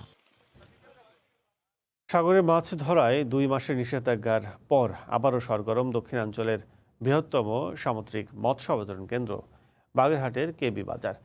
সামুদ্রিক মাছ ধরা পড়লেও ইলিশের দেখা মেলেনি তেমন। মৎস্যজীবী সমিতির নেতা বলছেন, বৈরী আবহাওয়া কেটে গেলে কাঙ্ক্ষিত ইলিশ পাওয়া যাবে। বাগেরহাট প্রতিনিধি আলী আকবর টুটুলের পাঠানো তথ্য, ছবিতে রিপোর্ট। এক একটি মাছের ওজন 1 থেকে 1.5 মণ। প্রতি কেজি বিক্রি হয় 200 থেকে 250 টাকা দরে। মাছটির নাম গোলপাতা। শুধু গোলপাতা নয়, সোনাজাবা, কাউয়া, রূপচাঁদা, ঢেলা, লৈট্টা সহ অনেক বড় ও মাঝারি আকারের সামুদ্রিক মাছের দেখা মেলে বাগেরহাটের মৎস্য অবতরণ কেন্দ্র কেবি বাজারে। তবে বাইরের ক্রেতা কম আসায় সামুদ্রিক মাছের কাঙ্ক্ষিত দাম পাওয়া যাচ্ছে না বলে দাবি জেলেদের। কঙ্কন মাছ, ইলিশ মাছ, তারপর জাবা মাছ, তারপর কাউয়া মাছ 2-3 দিন ফিশিং করার পরে আবহাওয়া খারাপ হয়ে গেল, মাছ একদম কম। মাছ আইসে আমরা যে টাকা খরচ করে গেছি সেই টাকা আমাকে ওঠেনি। 65 দিন অবরোধের পর সাগরে মাছ ধরা শুরু হওয়ায় বাজারে উঠেছে ইলিশও। তবে বৈরী আবহাওয়ার কারণে কাঙ্ক্ষিত ইলিশের দেখা পাননি বলে জানান জেলেরা। 1 কেজি ওজনের ইলিশ বিক্রি হচ্ছে 1000 থেকে 1100 টাকায়। 500 গ্রাম ওজনের প্রতি কেজি ইলিশ বিক্রি হচ্ছে 500 টাকা দরে। মাছের দাম একটু কম, 400 গ্রাম 500 গ্রাম মাছে 500 টাকা কেজি, বসে 450 টাকা এরকমের। বৈরী আবহাওয়ার কারণে জেলেরা কাঙ্ক্ষিত মাছ সংগ্রহ করতে পারে না বিধায় অনেকের মনে দুঃখ কষ্ট। আবহাওয়া ভালো হলে আবারও অনেক পরিমাণ মাছ পাবে। এই মৎস্য অবতরণ কেন্দ্রে ভরা মৌসুমে প্রতিদিন 250 কোটি টাকার মাছ বিক্রি হয়। সামুদ্রিক মাছ আহরণ ও বিক্রির সাথে জড়িত লক্ষাধিক মানুষ। সময় সংবাদ, বাগেরহাট। মহানগরীকে পরিচ্ছন্ন রাখেন তারা, দূর করেন আবর্জনা, কিন্তু তাদের জীবনে দিনে দিনে জমছে সংকটের পাহাড়। ঢাকা দক্ষিণ সিটি কর্পোরেশনের মাস্টার রোলে কাজ করা পরিচ্ছন্নতা কর্মীরা প্রায় 2 মাস ধরে বেতনের মুখই দেখেননি। করোনাকালে নাগরিকদের সুস্থ ও সুন্দর রাখা এই জরুরি সেবাদানকারীদের বঞ্চনার খবর জানাচ্ছেন বেলায়েত হোসাইন। দুর্গন্ধ আর ঘৃণা হজম করে রাত দিন এক করে কাজ করছেন তারা। জীবিকার তাগিদে মারাত্মক স্বাস্থ্য ঝুঁকি নিয়ে শহরকে করছেন ধুয়ে মুছে পরিষ্কার। ময়লা আবর্জনা সবার কাছেই ঘৃণিত, কিন্তু কিছু মানুষের জীবন কাটে এই আবর্জনার মাঝেই। তারা পরিচ্ছন্নতা কর্মী। রাজধানীর শান্তিনগর এলাকায় দেখা মেলে পরিচ্ছন্নতা কর্মী হাবিবুর রহমানের। ঈদে বেতন বোনাস কিছুই পাননি, তবু কষ্ট বুকে চেপেই কাজ করছেন আপন মনে। অস্ফুট কথা যেন চোখ দিয়ে অশ্রু হয়ে ঝরে পড়ে। দুঃখের বিষয়, বেতন দেয়নি। আসলে আমাদেরকে নিয়ে কেউ ভাবেনি, কখনো ভাববে কিনা জানি না। আমরা যে টাকা বেতন পাই, আসা যাওয়ার খরচ, বাসার বাচ্চা বলাবেন খরচ নিয়ে চলে আসলে কষ্ট। কদিন আগেই হাবিবুর রহমানের 3য় সন্তান পৃথিবীর আলো দেখলো, কিন্তু অভাবের সংসারে হাসপাতালের খরচই বাহুল্য। আমার একটা মেয়ে বাচ্চা হয়েছে, আপনারা সবাই দোয়া করবেন। মানুষটা থেকে হাত পেতে এনে সংসার চালাইতে হয়, এরকম চাকরি আমরা করতেছি। শুধু হাবিবুর রহমানই নয়, ঢাকা দক্ষিণ সিটি কর্পোরেশনের মাস্টার রোলে কাজ করা বেশিরভাগ পরিচ্ছন্নতা কর্মী গত প্রায় 2 মাস ধরে কোনো বেতন পাননি। এর মধ্যেই অভাবে অনাহারে কেটে গেছে তাদের ঈদুল আজহা। আমাদের জুন মাস থেকে এ পর্যন্ত আমাদের কোনো স্যালারি নেই। পেটে না দিয়ে আমরা কিভাবে কাজ করি? আমাদেরও তো ছেলে সন্তান, বউ বাল বাচ্চা আছে। জন নাই, বৃষ্টি নাই, বাদল নাই, সব সময় কাম করা লাগে আমাগো, তবুও আমরা কোনো বেতন পাইতেছি না। আমরা মাই পোলা লইয়া কেমনে আমরা সংসার চালি? বাড়িওয়ালা তো ডেলি চিল্লা ফালা করতে আছে, এই কারণে তো আমরা বুঝতেছি না যে কি করব। দক্ষিণ সিটি কর্পোরেশন বলছে বয়সসীমা আর অবসর নিয়ে কিছু জটিলতা তৈরি হওয়ায় বেতন আটকে গেছে। ব্যাপারটা এরকম না যে দেওয়া হচ্ছে না, ব্যাপারটা হচ্ছে দেওয়া যাচ্ছে না, কিন্তু যারা পাওয়ার তারা নির্দেশনা অনুযায়ী, সংস্থান অনুযায়ী ঠিক মতোই পাবে। এর মধ্যে নির্দেশনা অনুযায়ী যারা পাওয়ার তারা পাবেন, যারা পাওয়ার না তারা পাবেন না। সুতরাং যারা অভিযোগ করছে তারা কিন্তু আমাদের দক্ষ অদক্ষ শ্রমিকের তালিকাভুক্ত নয়। সংশ্লিষ্টদের সাথে আলোচনা করে বেতনের বিষয়টি সুরাহা করার আশ্বাস ঢাকা দক্ষিণ সিটি কর্পোরেশনের। বেলায়েত হোসাইন, সময় সংবাদ, ঢাকা। বাগেরহাটে 14টি বেইলি সেতু জনদুর্ভোগের কারণ হয়ে দাঁড়িয়েছে। পথচারী ও যানবাহন চালকদের কাছে যেন মরণ ফাঁদ। দীর্ঘদিন সংস্কার না করায় ঘটছে নানা দুর্ঘটনা। পুনর্নির্মাণের দাবি জানিয়েছেন এলাকাবাসী ও জনপ্রতিনিধিরা। বাগেরহাট প্রতিনিধি আলী আকবর টুকটুরে পাঠানো তথ্য, ছবিতে রিপোর্ট। জেলার খুলনা মাওয়া পুরনো মহাসড়ক এবং সাইনবোর্ড বগি আঞ্চলিক মহাসড়কে রয়েছে এই 14টি বেইলি সেতু। দীর্ঘদিন সংস্কার না হওয়ার কারণে এখন প্রায় ভঙ্গুর। কোথাও কোথাও স্টিলের পাত নষ্ট হয়ে ভেঙে পড়েছে, আবার কোথাও মরিচা পড়ে চলাচলের অনুপযোগী হয়ে পড়েছে। তারপরেও জীবনের ঝুঁকি নিয়ে চলতে হচ্ছে পথচারী ও পণ্যবাহী যানগুলোকে, ফলে প্রায় ঘটছে দুর্ঘটনা। এখানে অনেকগুলো বেলি ব্রিজ আছে যেগুলো অকেজো হয়ে রয়েছে। এবারে চলাচল ভীষণ ঝুঁকিপূর্ণ ব্যাপার। আমাদের এই ব্রিজগুলো এমন খারাপ হচ্ছে যে আমরা যে চলতে পারতেছি না, ব্যবসা করতে গাড়ি ঘোড়া চালাতে পারতেছি না। আমাদের দাবি হচ্ছে এই ব্রিজটা ভালো করে করা, শুধু সংস্কার করলে হবে না। এলাকাবাসীর পক্ষ থেকে সেতুগুলোর দ্রুত সংস্কার বা পুনর্নির্মাণের দাবি জানিয়েছেন স্থানীয় জনপ্রতিনিধি। প্রতিনিয়ত 2-4 হাজার লোক এই রাস্তা দিয়ে চলাচল করছে, জনগণের খুবই অসুবিধা হচ্ছে। আমরা প্রশাসনের দৃষ্টি আকর্ষণ করছি। মন্ত্রণালয়ের অনুমোদন পেলে বেইলি সেতুর জায়গায় আরসিসি সেতু নির্মাণের জন্য দরপত্র আহ্বান করা হবে বলে জানান সহজের নির্বাহী প্রকৌশলী। আমরা আশা করছি খুব শীঘ্রই পুরাতন বেইলি সেতুগুলোর স্থলে নতুন আরসিসি সেতুর নির্মাণ কাজ শুরু করা সম্ভব হবে। বাগেরহাটের বেইলি সেতুগুলো প্রায় অর্ধশত বছর আগে নির্মাণ করা হয়েছিল। সময় সংবাদ, বাগেরহাট। চীনের পূর্বাঞ্চলে উপকূলে আঘাত হানার পর সাংহাইয়ের দিকে ধেয়ে আসছে টাইফুন ইনফা। যে কোনো সময় উপকূলে আঘাত হানতে পারে এটি। এর মধ্যে সব ফ্লাইট বাতিল করেছে কর্তৃপক্ষ। এদিকে হিনান প্রদেশে বন্যায় মৃতের সংখ্যা বেড়ে 63 জনে দাঁড়িয়েছে। ইতিহাসের ভয়াবহ বন্যার মধ্যেই চীনে এখন মরার উপর খাড়ার ঘা হয়ে দাঁড়িয়েছে টাইফুন ইনফা। রোববারই দেশটির পূর্বাঞ্চলীয় ঝৌসান উপকূলে আঘাত হেনেছে ইনফা। দিক পরিবর্তন করে সাংহাইয়ের দিকে অগ্রসর হচ্ছে টাইফুনটি। যে কোনো সময় উপকূলে আঘাত হানতে পারে এটি। এরই মধ্যে সাংহাইয়ের দক্ষিণাঞ্চলের একটি বন্দর থেকে জাহাজ সরিয়ে নেওয়া হয়েছে। বাতিল করা হয়েছে সব ফ্লাইট। বন্ধ ঘোষণা করা হয়েছে পার্ক ও জাদুঘর। পার্শ্ববর্তী জেজিয়াং প্রদেশেও সব ধরনের প্রতিষ্ঠান বন্ধ ঘোষণা করা হয়েছে। বাসিন্দাদের নিরাপদে থাকতে বলেছে কর্তৃপক্ষ। এদিকে চলমান বন্যায় হিনান প্রদেশের অবস্থার কোনো উন্নতি হয়নি। বন্যায় এখন পর্যন্ত কয়েক হাজার ঘরবাড়ি ক্ষতিগ্রস্ত হয়েছে। প্রতিদিনই বাড়ছে মৃতের সংখ্যা। এখনো পানিবন্দী আছে কয়েক লাখ মানুষ। কখনো ভাবিনি এমন অবস্থার মুখোমুখি হতে হবে। সবাই আমাদের প্রতি সহানুভূতি দেখিয়েছে। কয়েকদিন পানির সাথে আমাদের লড়তে হয়েছে, খুব কষ্ট করেছি আমরা। প্রদেশটির যেসব এলাকা থেকে পানি নেমে গেছে সেখানে উদ্ধার কাজ চলছে দ্রুত গতিতে। অসহায় মানুষদের সহায়তায় হাত বাড়িয়েছেন স্থানীয় বাসিন্দারা। সরকার থেকেও খাদ্য ও প্রয়োজনীয় সামগ্রী বিতরণ করা হচ্ছে। রাহানুল রানা, সময় সংবাদ। শীত প্রধান দেশ সুইডেনে অল্প সময়ের জন্য আসে গ্রীষ্মকাল। আর গ্রীষ্মের পুরো সময়টা নানা আয়োজনে আর আনন্দ উৎসবে মেতে থাকেন সুইডিশরা। এবছর করোনার বিধিনিষেধের শিথিলতা আশায় দেশটিতে ফিরেছে গ্রীষ্মের আনন্দ উৎসবের চিরচেনা রূপে। সুইডেন থেকে সেই খবর জানাচ্ছেন শফিউল আলম।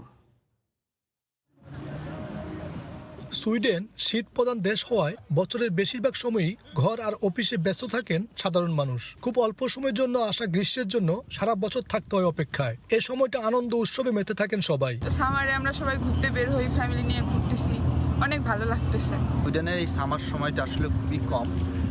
এই সময় আমাদের আসলে ছুটি থাকে, আমরা একটু চেষ্টা করি বাইরে ঘোরাফেরা করার জন্য। কাজের ফাঁকে আমরা সময় পেলেই ঘুরতে বেরিয়ে যাই এই সুন্দর রৌদ্রোজ্জ্বল আবহাওয়াটাকে উপভোগ করার জন্য। গত বছর করোনার প্রভাবে উৎসব আনন্দে ভাটা পড়লেও এবছর করোনার বিধিনিষেধে শিথিলতা আসায় সুইডেন ফিরেছে গ্রীষ্মের সে চিরচেনা রূপে। বেশিরভাগ শিক্ষা প্রতিষ্ঠান বন্ধ থাকায় পরিবার নিয়ে ছুটির এই সময়টাকে দূরে কোথাও ঘুরে আসা, নদী, সমুদ্র, পাহাড় ভ্রমণে বেরিয়ে পড়েন স্থানীয় সহ প্রবাসী বাংলাদেশিরা। সুইডেনে খুব অল্প সময়ের জন্য আসে গ্রীষ্মকাল, আর এই পুরো সময়টা উপভোগ করতে থাকে নানা আয়োজন। এবার করোনার বিধিনিষেধে শিথিলতা থাকায় পর্যটন কেন্দ্রগুলোতে বাড়ছে দর্শনার্থীর সংখ্যা। শফিউল আলম, সময় সংবাদ, সুইডেন। স্পেন সহ সারা ইউরোপ জুড়ে চলছে গ্রীষ্মকালীন ছুটি। শিক্ষা প্রতিষ্ঠান বন্ধ, অফিস আদালতে চলছে পালাক্রমে। আগামী 3 মাস এভাবেই চলবে গ্রীষ্মকালীন ছুটি। স্পেন প্রতিনিধি সাইফুল আমিনের তথ্য, ছবি না রিপোর্ট। গ্রীষ্মকালীন ছুটি শুরু হয়েছে স্পেনে। বছর জুড়েই দেশটির স্কুল কলেজের শিক্ষার্থী এবং বিভিন্ন প্রতিষ্ঠানে কর্মরতরা অপেক্ষায় থাকেন এই ছুটির। এ যেন চাতক পাখির মতোই অবস্থা।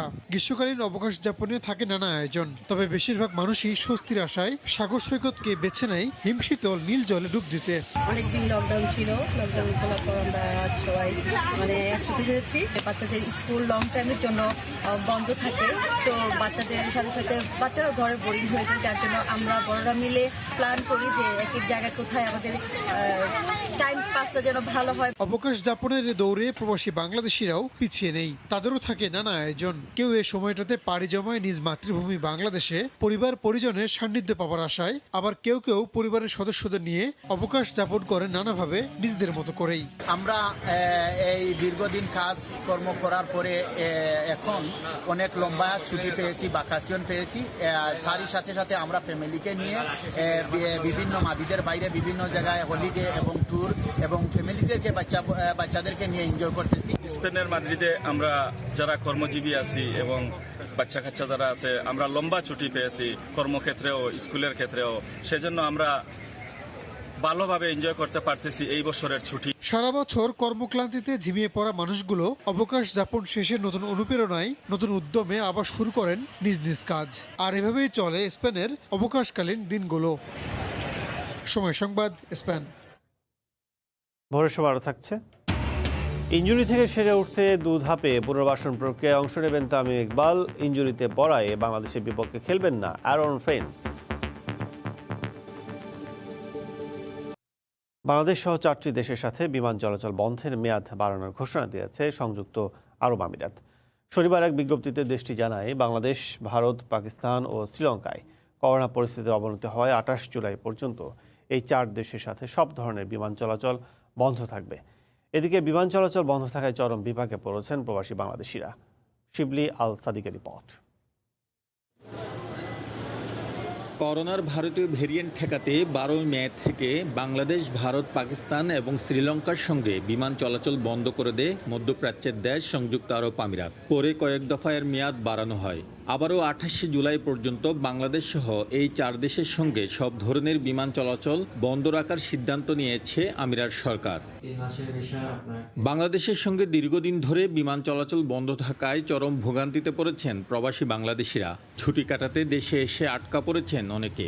এতে চাকরি হারানো সহ নানা শঙ্কার মধ্যে পড়েছেন তারা। সংযুক্ত আরব আমিরাত থেকে যারা দেশেতে ছুটিতে গিয়েছেন তারা অনেকেই আজকে 5 থেকে 6 মাস 7 মাস এরকম হয়ে গেছেন। বারবার শিডিউল ফ্লাইটের পরিবর্তন হওয়ায় বিভাগে পড়েছেন দেশে থাকা আমাদের বাংলাদেশি প্রবাসীরা। প্রবাসীদের পক্ষ থেকে বাংলাদেশ সরকারের কাছে একটা অনুরোধ থাকবে যে যারা অন্তত ভ্যাকসিন গ্রহণ করেছেন তাদেরকে যেন বাংলাদেশ সরকার আমিরাত সরকারের সাথে কূটনৈতিক সম্পর্কের মাধ্যমে এবং কূটনৈতিক আলোচনার মাধ্যমে অন্ততপক্ষে যারা ভ্যাকসিন গ্রহণ করেছেন তাদেরকে আসার সুযোগ করে দেয়, তাহলে প্রবাসীরা অনেক উপকৃত হয়। এদিকে প্রবাসী বাংলাদেশিরা নিরাপদে সংযুক্ত আরব আমিরাত যেন ফিরতে পারে সেই জন্য দ্রুত টিকা নেওয়ার আহ্বান জানিয়েছেন সংশ্লিষ্টরা। তারা বলেছেন, স্বাস্থ্য সুরক্ষার শর্ত পূরণ হলে শীঘ্রই বিমান চলাচল চালু করতে পারবে 2 দেশ। শিবলি আল সাদিক, সময় সংবাদ, সংযুক্ত আরব আমিরাত। মালয়েশিয়ায় করোনায় আক্রান্তের সংখ্যা 10 লাখ ছাড়িয়েছে। সবশেষে একদিনে আক্রান্ত হয়েছেন প্রায় 18,000, যা দেশটিতে একদিনের সর্বোচ্চ আক্রান্তের নতুন রেকর্ড। করোনায় মালয়েশিয়ায় এ পর্যন্ত মারা গেছেন 8,000। দেশটির বিভিন্ন রাজ্য থেকে প্রায় প্রতিদিনই বাংলাদেশের আক্রান্ত ও মৃত্যুর খবর আসছে। এমন পরিস্থিতিতে ব্যাপক সংখ্যা ও অনিশ্চয়তার মধ্যে দিন কাটাচ্ছেন স্থানীয় নাগরিক সহ প্রবাসী বাংলাদেশিরা। কুয়ালালামপুর থেকে মোহাম্মদ আব্দুল কাদেরের রিপোর্ট। মালয়েশিয়ায় করোনার ভারতীয় ভেরিয়েন্ট ছড়িয়ে পড়ার পর প্রতিদিনই ভাঙছে আগের রেকর্ড। রোববার দেশটিতে একদিনেই রেকর্ড শনাক্ত হয়। করোনার ভয়াল থাবা থেকে বাদ পড়ছে না প্রবাসী বাংলাদেশিরাও। বহু জাতিগোষ্ঠীর দেশ মালয়েশিয়ার বিভিন্ন রাজ্য থেকে প্রতিদিনই বাংলাদেশির মৃত্যুর খবর আসে। দেশটিতে গত 24 ঘন্টায় 7,000-এরও বেশি মানুষ আক্রান্ত হয়েছে, যা একদিনে সর্বোচ্চ আক্রান্তের নতুন রেকর্ড। দেশব্যাপী চলমান ন্যাশনাল রিকভারি প্ল্যানের প্রথম ধাপের কঠোর লকডাউনের পরও কোনোভাবেই করোনা সংক্রমণ কমাতে পারছে না মালয়েশিয়া। প্রতিদিনই হাসপাতালগুলোতে বাড়ছে করোনা রোগীর ভিড়, দেখা দিয়েছে শয্যা সংকট। করোনা মোকাবিলায় জোরদার করা হয়েছে টিকাদান কর্মসূচি। প্রতিদিন গড়ে 4 থেকে 4.5 লাখ মানুষকে দেয়া হচ্ছে ভ্যাকসিন। প্রাপ্তবয়স্কদের মধ্যে এখনো পর্যন্ত প্রথম ডোজের ভ্যাকসিন নিয়েছে 49.2% মানুষ, দ্বিতীয় ডোজের ভ্যাকসিন নিয়েছে 23.1%। তারপরও সংক্রমণের ঊর্ধ্বগতিতে আতঙ্ক আর অনিশ্চয়তায় প্রবাসীরা। কঠোর লকডাউন এবং সোশ্যাল ডিস্টেন্স মেনটেন করার পরও মালয়েশিয়াতে করোনার ঢেউ যেভাবে বেড়েই চলছে, তাতে জনসাধারণের মধ্যে এক ধরনের আতঙ্ক বিরাজ করছে। বাংলাদেশি প্রবাসী ভাইদেরকে বিশেষভাবে অনুরোধ করব এসওপি মেনে চলার জন্য, মাস্ক স্যানিটাইজার ব্যবহার করার জন্য, কোনো ধরনের গণজমায়েত, ঈদ পুনর্মিলনী সহ কোনো ধরনের সামাজিক অনুষ্ঠান আয়োজন কিংবা অংশগ্রহণ করা থেকে বিরত থাকা। কঠোর লকডাউনের মধ্যে যে প্রতিষ্ঠান খোলার অনুমতি দিয়েছে সেগুলো মন্ত্রণালয়ের অনুমতিপত্রের অপব্যবহার করছে কিনা তা যাচাই করছে সংশ্লিষ্ট বিভাগ। একই সঙ্গে দেশ জুড়ে করোনার ঝুঁকিপূর্ণ অঞ্চলগুলোতে অস্থায়ী রোডব্লক স্থাপন করা হয়েছে। করোনা ভাইরাসের প্রাদুর্ভাব ঠেকাতে আগামী 27 জুলাই থেকে 9 আগস্ট পর্যন্ত দেশটির কেলান্তান, পেরাক, তেলেঙ্গানা রাজ্য সহ অন্তত 29টি অঞ্চলে ইএমসিও ঘোষণা করেছে মালয়েশিয়ার নতুন উপপ্রধানমন্ত্রী ইসমাইল সাবরি ইয়াকুব। মোহাম্মদ আব্দুল কাদের, সময় সংবাদ, কুয়ালালামপুর, মালয়েশিয়া। দেশে করোনা পরিস্থিতির খবর। কুষ্টিয়া বাড়ছে করোনা রোগীর সংখ্যা, সেই সঙ্গে বাড়ছে মৃত্যুর মিছিল। রোগীর চাপে হিমশিম খাচ্ছে কুষ্টিয়া জেনারেল হসপিটাল। এই মুহূর্তে সেখানকার খবর জানাতে আমাদের সঙ্গে যুক্ত হচ্ছেন SM রাশেদ। হ্যাঁ, প্রতিনিয়তই কিন্তু লাফিয়ে বাড়ছে করোনা আক্রান্ত রোগীর সংখ্যা, সেই সাথে কিন্তু বৃদ্ধি পাচ্ছে মৃত্যুর হারও। গত 24 ঘন্টায় শুধুমাত্র কুষ্টিয়া জেনারেল হাসপাতালে মৃত্যু হয়েছে 15 জন করোনা আক্রান্ত হয়ে এবং 4 জন উপসর্গ, মোট 19 জন কিন্তু মৃত্যুবরণ করছে শুধুমাত্র কুষ্টিয়া জেনারেল হাসপাতালে। কিন্তু কুষ্টিয়া জেনারেল হাসপাতালে কিন্তু ইতিমধ্যেই অতিরিক্ত রোগীর চাপে কিন্তু হিমশিম খাচ্ছে হাসপাতাল কর্তৃপক্ষ, এবং তারা কিন্তু ইতিমধ্যেই শুধুমাত্র করোনা ডেডিকেটেড যারা এখানে নিয়মিত চিকিৎসক, যারা ইন্টার্নি ডাক্তার ছিল, তাদের ভিতরে কিন্তু 7 জন করোনা আক্রান্ত গতকালকে আক্রান্ত হয়েছে, যার কারণে কিন্তু ওই একটা রোগীর চাপ, এই রোগীর চাপ কিন্তু সহ্য করতে তাদের খুব নানা ধরনের সমস্যার সৃষ্টি হচ্ছে। তো কুষ্টিয়ার জেনারেল হাসপাতালে আবাসিক মেডিকেল অফিসার আমাদেরকে জানিয়েছেন যে আশেপাশে বিভিন্ন জেলার রোগী কিন্তু শেষ স্টেজে আসার কারণে কিন্তু তাদের এই চিকিৎসা দিতে কিন্তু নানা ধরনের সমস্যার সম্মুখীন হচ্ছে। যদিও কুষ্টিয়া জেনারেল হাসপাতালের অক্সিজেনের কোনো স্বল্পতা নাই, এবং তারা আসলে সেন্ট্রাল অক্সিজেন মাধ্যমেই কিন্তু তারা অক্সিজেন সরবরাহ করছে চিকিৎসকেরা করোনা আক্রান্ত রোগীদের। কিন্তু আশেপাশে বিশেষ করে চুয়াডাঙ্গা, মেহেরপুর, ঝিনাইদহ এবং রাজবাড়ির অনেক রোগী কিন্তু উন্নত চিকিৎসার জন্য কুষ্টিয়া জেলা হাসপাতালে আসছে। যদিও কুষ্টিয়া জেলা হাসপাতালে 250 শয্যার বিশিষ্টের বিপরীতে কিন্তু এখন পর্যন্ত 291 জন করোনা আক্রান্ত রোগী কিন্তু চিকিৎসা নিচ্ছে, এবং এছাড়াও কিন্তু যে করোনা আক্রান্ত যে রোগী যারা আছে তারা অনেকে কিন্তু মেঝেতে চিকিৎসা নিচ্ছে। তো কুষ্টিয়ার জেলা হাসপাতালের তত্ত্বাবধায়ক আমাদেরকে জানিয়েছেন মূলত কুষ্টিয়ার 130টি বেডে কিন্তু এখান থেকে কেন্দ্রীয় অক্সিজেন সরবরাহের ব্যবস্থা রয়েছে, এবং বাদবাকি যে অক্সিজেন গুলো এগুলো কিন্তু কুষ্টিয়া জেনারেল হাসপাতালে থেকে কিন্তু সিলিন্ডারের মাধ্যমে এই অক্সিজেন গুলো রোগীদের মাঝে সরবরাহ করছে। তো কুষ্টিয়ার সরকারিভাবে যে ওষুধগুলো দেয় এর বাইরে কিন্তু কিছু ওষুধ কিন্তু বাইরে থেকে কিনতে হয় রোগীর স্বজনদের, এবং এই ওষুধগুলোর দাম অতিরিক্ত বেশি হওয়ার কারণে কিন্তু তাদের নানা ধরনের সমস্যার সৃষ্টি হচ্ছে। বিশেষ করে তাদের এর যে স্বল্প আয়ের মানুষ যারা আছে তাদের কিন্তু ওষুধ কিনতে তাদের নানা ধরনের সমস্যা পড়তে হচ্ছে। তো কুষ্টিয়া জেনারেল হাসপাতালের তত্ত্বাবধায়ক আরো আমাদেরকে জানিয়েছেন যে মূলত কুষ্টিয়ায় যে ওষুধগুলো সরকারিভাবে দেওয়া হয় এইগুলো তারা নিয়মিতই দিচ্ছে, কিন্তু কিছু অংশ ওষুধ কিন্তু বাইরে থেকে কিনতে হয় রোগীর স্বজনদের। তো কুষ্টিয়া জেলার সিভিল সার্জনের সাথে কথা বলেছি, সিভিল সার্জন আমাদেরকে যে বারবারই একটি বিষয় আমাদেরকে বলছে যে মূলত করোনা আক্রান্ত রোগীর সংখ্যা কিন্তু প্রতিনিয়তই গ্রামের থেকে কিন্তু বেশি সংক্রামক লোক কিন্তু মানুষ কিন্তু কুষ্টিয়া জেনারেল হাসপাতালে আসছে। তার একমাত্র কারণ কিন্তু শুধুমাত্র সচেতনতার অভাব, এবং তারা আসলে এই সামান্য জ্বর, সর্দি, কাশি থেকেও গুরুত্ব না দেওয়ার কারণে যখন শেষ স্টেজে এসে কিন্তু তারা আসলে কুষ্টিয়া জেনারেল হাসপাতালে ভর্তি করে, এবং অধিকাংশ রোগীরই কিন্তু অক্সিজেনের পরিমাণ, শরীরে অক্সিজেনের পরিমাণ থাকে 95-এর নিচে, যার কারণে আসলে তাদের কিন্তু এই শেষ লেভেলে আসা রোগীগুলোকে আসলে রিকভারি করার জন্য অনেক সমস্যা হতে হয়, এবং এই কারণেই কিন্তু বেশি মানুষ কিন্তু হাসপাতালে মারা যাচ্ছে। তো কুষ্টিয়ার জেলা প্রশাসনের পক্ষ থেকে সংক্রমণ নির্মূল প্রতিরোধ 2018 আইনের আওতায় গতকাল কিন্তু মোট 7টি ভ্রাম্যমাণ আদালত পরিচালিত হয় এবং এখানে কিন্তু মোট 72টি এই মামলা হয়। এই মামলায় কিন্তু 80 জনকে অর্থদণ্ডে মোট 80,000 টাকা জরিমানা এবং একজনকে কারাদণ্ড দেয় কুষ্টিয়া জেলা প্রশাসনের পক্ষ থেকে, এবং প্রতিনিয়তই কিন্তু ভ্রাম্যমাণ আদালত পরিচালনা করবে শুধুমাত্র লকডাউনের নিয়মিত করার জন্য। তো কুষ্টিয়া জেনারেল হাসপাতাল থেকে করোনা আক্রান্ত মৃত্যু এবং সংক্রমণ নিয়ে এই ছিল আমার কাছে সর্বশেষ তথ্য। কুষ্টিয়া থেকে করোনা পরিস্থিতির খবর জানাচ্ছেন সহকর্মী এস এম রাশেদ।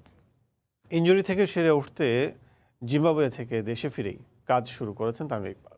পুরোপুরি ফিট হতে 6 থেকে 8 সপ্তাহ সময় লাগবে তার। 2 ধাপে পুনর্বাসন প্রক্রিয়ায় অংশ নেবেন ওয়ানডে অধিনায়ক। প্রতি সপ্তাহে তার অবস্থা পর্যবেক্ষণ করবেন বিসিবি চিকিৎসক। হারারেতে সতীর্থরা খেলেছে টি-20 সিরিজ, আর দেশের হয়ে টি-20-র সর্বোচ্চ রান সংগ্রাহক ঢাকায় নেমে পড়েছেন ফিট হয়ে ওঠার যুদ্ধে। আপাতত 1.5 থেকে 2 মাস চলবে এভাবেই। তামিম ইকবালের পুনর্বাসনের পুরো প্রক্রিয়াটিকে 2 ধাপে সাজানো হয়েছে। শুরুতে চলবে হালকা ব্যায়াম, এরপর ধীরে ধীরে বাড়বে মাত্রা। বিসিবি সূত্র জানিয়েছে এমনটাই। তামিমের কাজটাকে যদি 2 ভাগে ভাগ করি, প্রথম অংশে কম ইম্প্যাক্ট যুক্ত অ্যাক্টিভিটি দেওয়া হয়েছে, তার মানে কম রানিং, কম জাম্পিং। কিন্তু যত সময় যাবে আস্তে আস্তে ইম্প্যাক্ট বাড়তে থাকবে। ক্লোজড কাইনেটিক চেইনে এক্সারসাইজ করতে থাকবে, হাই ইম্প্যাক্ট অ্যাক্টিভিটি করতে থাকবে। এটা একটা ধারাবাহিক প্রক্রিয়া। আমাদের ফিজিও ও ট্রেনার একটা পরিকল্পনা করেছেন, সেটা তামিমের সঙ্গে আলোচনা করেছেন। তামিমকে এটা বুঝিয়ে বলা হয়েছে, সে অনুযায়ী সে এটা শুরু করেছে। হাঁটুর ইনজুরি তামিমকে ভোগাচ্ছে অনেকটা সময়। সেজন্য ডিপিএল এর সুপার লিগে ছিলেন বিশ্রামে, খেলতে পারেননি জিম্বাবুয়ের বিপক্ষে টেস্টেও। পুরো ওয়ানডে সিরিজে খেলেছেন ঝুঁকি নিয়ে। ছিটকে গেছেন ঘরের মাঠে অস্ট্রেলিয়া ও নিউজিল্যান্ডের বিপক্ষে সিরিজ থেকে। পরিকল্পনা অনুযায়ী ফিট হয়ে উঠলে ইংল্যান্ডের বিপক্ষে হোম সিরিজে আবারও মাঠে ফিরতে পারেন টাইগারদের ওয়ানডে অধিনায়ক। একটা প্রোটোকল তামিমকে দেওয়া হয়েছে, সেই অনুযায়ী ওর পুনর্বাসন শুরু হয়ে গেছে। আশা করছি পুরো প্রক্রিয়া 6 থেকে 8 সপ্তাহে শেষ হবে। মাত্র শুরু করলো, আমরা প্রতি সপ্তাহে অবস্থা পর্যবেক্ষণ করব। ইনজুরি আছে মোস্তাফিজেরও। জিম্বাবুয়েতে অনুশীলন ম্যাচে গোড়ালিতে চোট পেয়েছেন এই পেসার। তবে সেরে উঠেছেন মুশফিকুর রহিম, করছেন প্র্যাকটিসও। মাকসুম আলম খান, সময় সংবাদ, ঢাকা। ভোরের সময় শীর্ষ সংবাদ জানিয়ে দিচ্ছি আরেকবার। কঠোর বিধিনিষেধেও থেমে নেই মৃত্যুর মিছিল। করোনায় আরও 228 জনের মৃত্যু।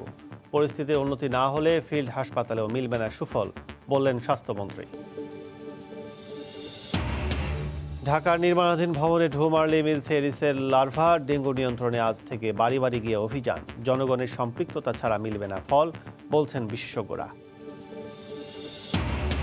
7 মাস বন্ধ থাকার পর বিদেশিদের জন্য পবিত্র ওমরা পালনের অনুমতি সৌদি আরবের। 10 আগস্ট থেকে 2 ডোজ টিকা নেয়া ব্যক্তিরাই পাবেন সুযোগ। ঝুঁকিপূর্ণ হয়ে উঠছে চট্টগ্রাম বন্দরের বহির্নোঙর। 2 সপ্তাহে 3টি লাইটারেস জাহাজ ডুবি। বাল্কহেড ও কার্গো বোটের নিয়ন্ত্রণহীন চলাচলই দায়ী। এবং ভারতের মুর্শিদাবাদে মানসিক হাসপাতালে চিকিৎসাধীন পারভিন বরিশালের মেয়ে। সময় সংবাদে প্রচারের পর হদিস পেলেন স্বজনরা। দেশে ফেরাতে সরকারের সহযোগিতা কামনা। এই ছিল ভোরের সময়। সঙ্গেই থাকুন সময়ের।